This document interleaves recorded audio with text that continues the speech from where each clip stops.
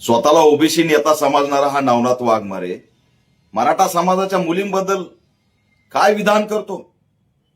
अरे कुठून आली याला माज मस्ती आणि माजुरडेपणा? टमराळ तोंडाचे लाज कशी वाटली नाही?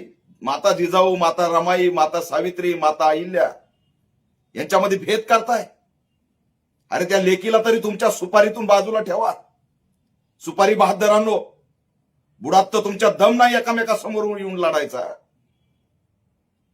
लाज कशी वाटली नाही महाराष्ट्राच्या लेकीचा अपमान करताना?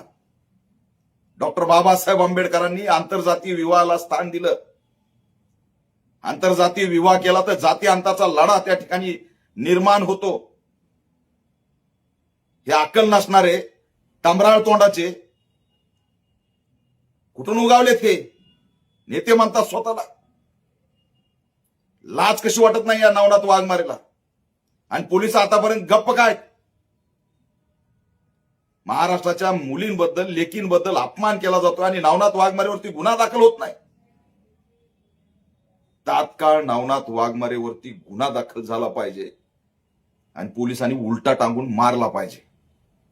महाराष्ट्रामध्ये बिलकुल या ठिकाणी लेकीचा अपमान ऑल इंडिया पॅंथर सेना सहन करणार नाही. निषेध कसला आलाय?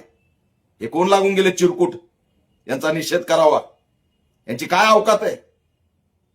उचला, नडग्या फोडा, यांची धिंड काढा. पुन्हा महाराष्ट्रात कोणी लेकीबद्दल असं विधान करणार नाही. वातावरण दूषित करायची सुपारी घेतली. पोलिसांना पण सांगतोय, तुम्हाला पण लेकी आहेत, योग्य नाही. जाती अंताचा लढा हा आंतरजातीय विवाहातूनच संपणार आहे.